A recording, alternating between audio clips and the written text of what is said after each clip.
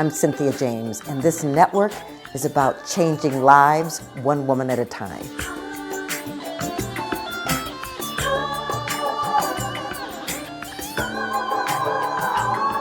Hello, and welcome to Women Awakening. I'm your host, Cynthia James, and every time I do an interview, I'm excited because I get to introduce you to extraordinary women. And when I say extraordinary, they're ordinary just like you and me, but they're doing extraordinary things because something happened where they decided to take charge in their lives and to make a difference on the planet. I really think this is the time for women to emerge, to bring our natural state of being, our loving and our care and our nurturing to the planet, to balance out some of the interesting things that we're seeing all over the planet. We do these every week. Spotify, iTunes, iHeart, Spreaker, Amazon. We're on video, YouTube. You can go to cynthiajames.net. You can also look up Women Awakening with Cynthia James on any of the platforms. Subscribe, share the videos.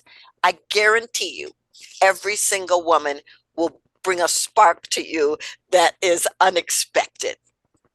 So I want to introduce you to Diane Luby Lane. She is the founder, CEO of global nonprofit Get It, Words Ignite, whose mission is to amplify student engagement and literacy through the power of the spoken word. In 2024, Get Lit was one of 300 organizations that received $1 million plus from the Mackenzie Scott Yield Foundation. There were like over 6,500 applicants. In 2023, Get Lit was voted Nonprofit Organization of the Year. And in 2020 and 2023, Library of Congress International Best Practice nominee for doing exemplary, innovative, and replicable work that promotes literacy. One of 15 in the world. In 2006, the Get Lit in-school curricula has been taught in over 150 schools with over 100,000 graduates. Her book is called Get Lit Rising from Simon & Schuster and is the winner of the 2016 Nautilus Award. Okay, Diane, thank you so much for being here. Thank you for having me, Cynthia. I just want you all to know I was at a conference and Diane got up with one of her students and the entire audience was blown away. And so I had to have her here because what she's doing is extraordinary. So I want to know, Diane, how did you grow up? I grew up in Greenbrook, New Jersey, a very small town in the middle of New Jersey, an hour from the Jersey Shore and an hour from New York City, basically, with a single mom and a brother. So were you smart in school? Yes, I was always a voracious reader, but I was sort of like in the middle of the pack. Okay, so where did Get Lit come from? It came from it's a literacy program and it's a very rigorous academic program that's in a lot of schools, but it didn't come from me being a literacy giant at Harvard. It didn't come from that. It came from more like when I was a sophomore in high school, I was at a Catholic high school called Immaculata. And one day I opened up some book and it said, "The glory of God is man fully alive." It was a quote by Goethe. And I thought, the glory of God is man fully alive. I had never heard that before.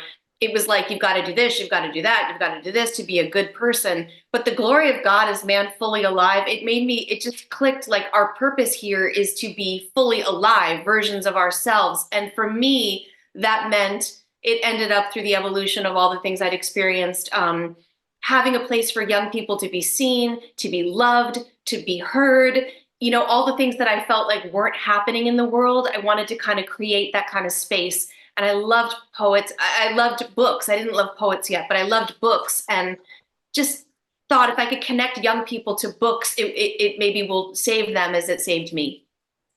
Well, that's incredible. Well, I want to talk about your program because the young woman that got up and did her poem.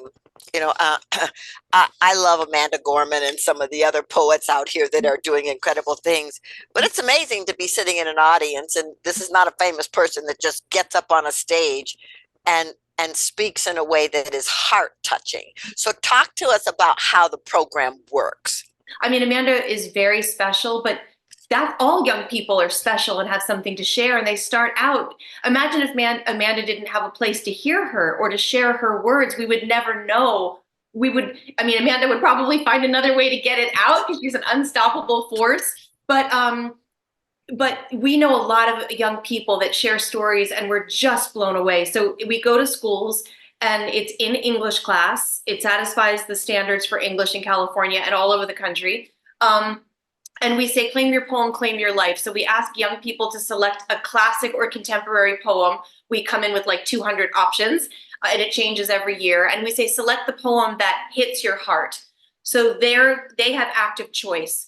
They choose the poem that speaks to them. They memorize it. They learn to perform it, which is a big deal because a lot of kids start out very shy. They don't want to get in front of people. They're like, I mean, you can barely hear them. It's a whisper.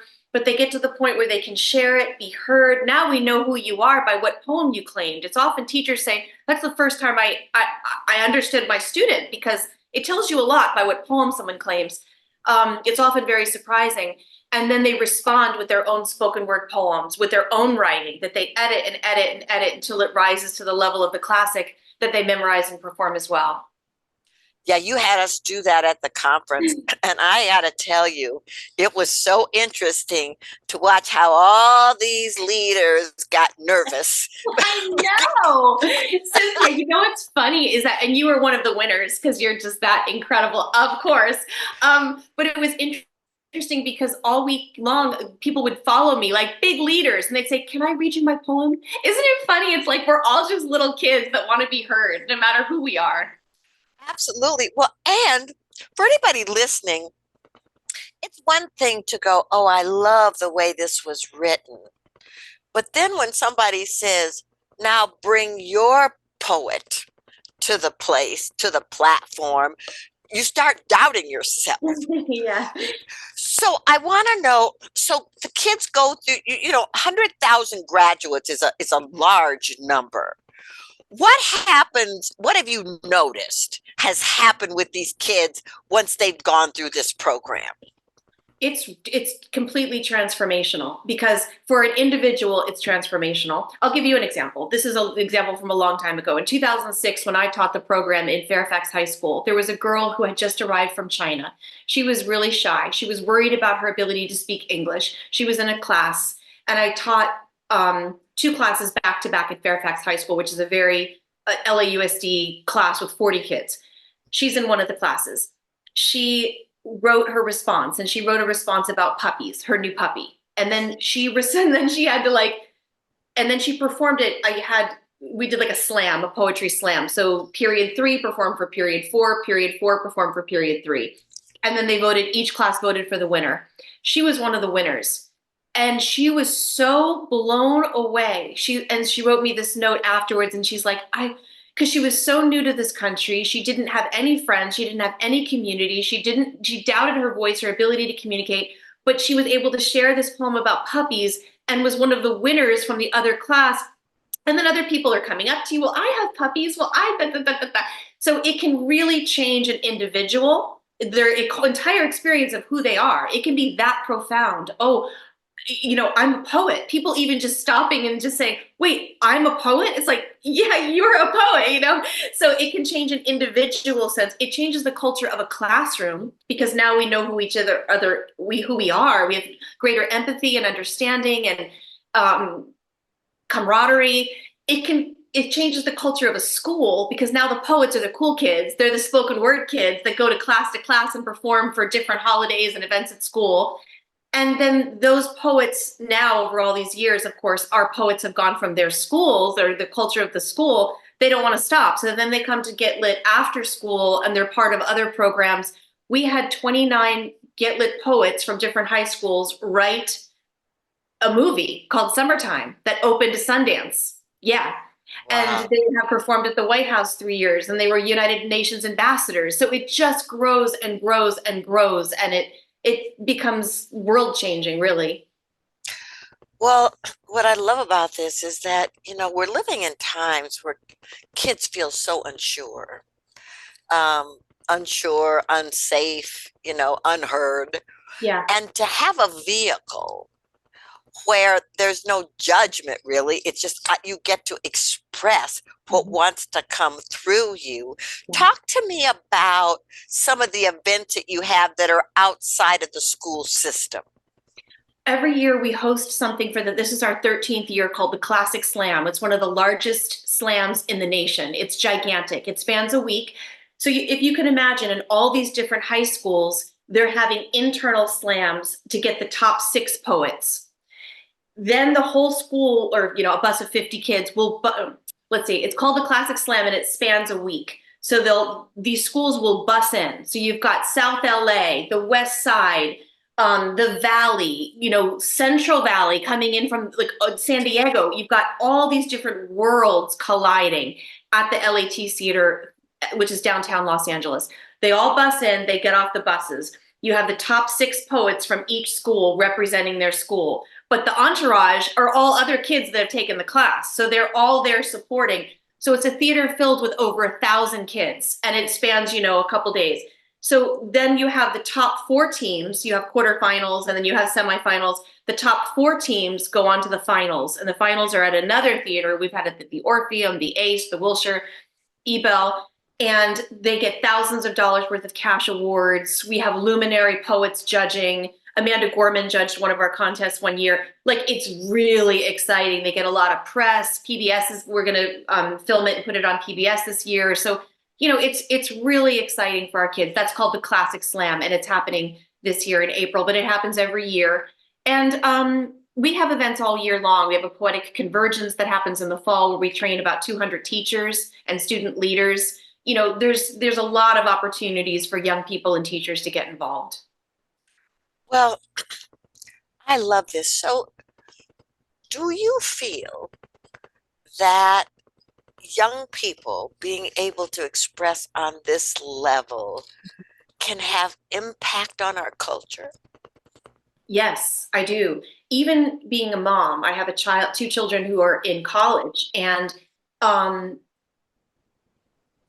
yes, I mean, their thoughts about things, they're growing up in a different world than I grew up in. It just is. It's completely different. And to think that my knowledge and the adult knowledge, to disregard what they know, is absurd. They're living in real time in this emerging, changing planet. So to get their perspective on what's happening, the way they navigate technology, communication, it's completely different and very important. It's the way the whole world is going. So it really is an opportunity for them to learn from us. Older people, we have lived through things. We do have wisdom. We have opportunities that we can offer. And for us to live through them, what they're seeing in this world, which is a new world. We need each other so much. And I feel like being connected to young people has kept me young and open and available, and like a tree filled with sap, and not, not like old and cracking because of their life force. Yeah, well, it's so beautiful. And as I was sitting in that audience, I thought, wow, I would have given anything as a kid Mhm. to have had that kind of platform. Yeah. Now, clearly you're a visionary. I mean, because, you know, there are other people who want to deal with literacy with kids, but I want to know, what do you think it is that propelled you to begin to take it to a national level far beyond what was happening in schools? Well, they always say change comes from the fringe, from the side. And I definitely did not create this from inside the system. There's a great Alice Walker poem, I Know How Poems Are Made. Do you know that poem? I I Know How do. Poems Are Made. Mhm. Um, I wish I had it up to just read part of it, but it's basically like, she says, the leftover love. it's all the stuff that's left over, that energy. And she talks about other emotions besides love, but I know how poems are made. Anything that spills out of the too full cup, where do you put it? And for me, it was like so much that if I had to put it somewhere, and or it's painful. You know, if you have no place to put things like that, it's actually painful. And so for me to, I don't know, get lit. I mean, I'm very lucky that the schools were there to receive it. And it's very difficult to get in. I got in because I toured with a poet named Jimmy Santiago Baca. I did a one-person show about books, and he's a world-renowned poet. And I played him in my own show, and he came to the show to watch. And he said, "Why don't you go on tour with me?" And because of him, I met all these teachers in high schools, universities, gang prevention programs. And that opened the door. When we stopped touring, I said, "Can I come back and bring this idea that I have for this program?" And they were like, "Okay." I mean, kids are going to hate it. They hate poetry. I mean, no one wanted it, you know, because they don't know what it is. And I didn't even know. Would kids like it? Would they want to claim a classic poem? Like, what does that even mean? Would they want to write their own poems? And they did. And that's why it worked. It was a real, like, in real life test. But I guess to say, you know, I just had so much love for kids, so much understanding of how I needed so much as a kid. And I just was brimming over with something I wanted to bring. And I feel like when people receive whatever you are offering, it's such a gift to the one that wants to offer it when people take it or want it. So I feel just lucky for that. Yeah, but there was a vision driving you, and that vision, even if people didn't understand it, something about that energy, they caught it and Yeah. said yes. And so as it became successful, you started seeing it. Did you know how to open the doors to be at the White House or open Yeah. for John Legend or at the Kennedy Center? Did you know what you were doing? No, it's interesting that you say that, because right now I'm trying, we built an online platform, and right now we're working with schools in Denmark and Nigeria, and they're writing poems with kids in LA. It's extraordinary. It's the most game-changing literacy program in the world. And I say that humbly because there's really no competition. People are not investing their millions of dollars to solve teen loneliness and literacy, but this literally does. We've been here for 18 years. Like, it's exploded because it's so needed. And I don't know how to get it, and I don't know how to do the next step. And sometimes it's really frustrating because something is pouring through you and you don't know how to do it. And there's someone named Reverend Michael, who I love, Bernard Beckwith. He's a really great. I studied with him. Did you? Yeah, me too. Me too. I love him. And he says, you don't have to have the will. You just have to be willing. You don't have to know every next step. And he says, look back at the things that you've done. Did you know the next steps then? And when I think back, it's like, no, I had no idea. I didn't know the difference hardly between a nonprofit or a for-profit. Everything I've had to learn in real time. So I guess as that has emerged, hopefully the next steps will too. Not a doubt in my mind. I mean, it's striking to be in your presence and to be in the energy of the vision. It's beautiful. I just want to know, so you've got 2 children that are in college, and are you married? Yes. Okay, so here you are with this family, with this big vision. Yeah. I want to know, how did you balance the relationship, the kids, and this vision? Yeah. Do you know who Clarissa Pinkola Estes is? Women Who Run. Of course, love it. Yeah, I have her. Women Who Run with the Rules is like on my bookcase. Yeah. Well, I went to a workshop with her one time, and she said, and this woman, I was going to the workshops during the day, and then at night I was writing this book, and one of the other ladies was like mad at me because I wasn't going out to lunch dinner with those ladies. And, you know, and I was writing this book in the corner, and she's like, you better watch out because I didn't spend enough time with my children and it really hurt me. And she was like, in a lot of fear. And I called my husband and my daughter, who was like 6 at the time, and I'm like, I'm sorry, is it bad? Whatever. And I was so upset. And I went to Clarissa, and it was her break, and you're not supposed to talk to her during the break. And I said, Clarissa, this is what happened. And how did you do it? How did you become, she's a legend, and she's like counseling people during Columbine. And she had 3 children. I'm like, how'd you do it? And she said, you just take them with you. You take them with you. And so I was like, oh my God, it's really helped me. So my husband, he helps set up every single event. He's like, he hangs, he's like our logistics manager. And just in terms of, we do massive events, and he's hanging the posters from the ceiling and just doing all of that. And my son helped start the whole film department at Get Lit. Now we have a massive media department, and now he's at NYU getting his master's in dramatic writing. So he's grown up with this.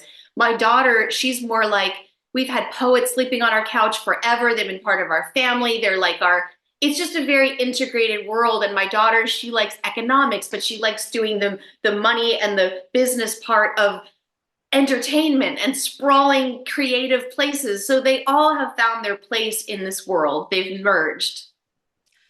Well, it's beautiful. And your enthusiasm and excitement is contagious. How do people find you and your work?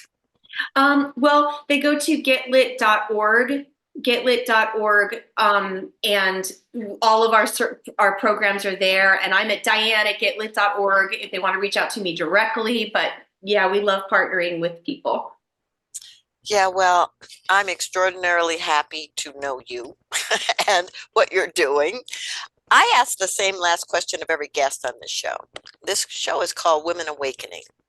What do you think is the most important thing about women awakening on the planet in this moment? I feel like it's really important that we step out of the shadows, because I feel like there's not enough representation of women living their authentic lives. I mean, women are holding up their families, they're holding up their churches, they're cooking, they're the grandmas, they're providing so much love. We know the importance of women when we look around.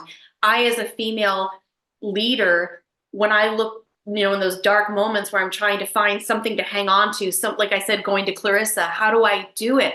If I hadn't been there with her in her presence where she said, take them with you, I don't know what I would have done. So it's just important that we know that no matter what age we are, what level of education, leave all that judgment of ourselves behind and step out, because someone that's trying to birth the next version of themselves needs to see you, needs to know how you did it, needs to have that hope and that inspiration. So just that we know we're valuable and that we need to see each other. Well, I couldn't agree with you more. I'm so honored to know you and to be a witness to you not only creating and delivering, but inviting others to do the same so that we can all make a difference on this planet. Thank you so much for being here. Thank you so much for having me, Cynthia. All right, ladies, I say the same thing at the end of each show with different words. You're a leader.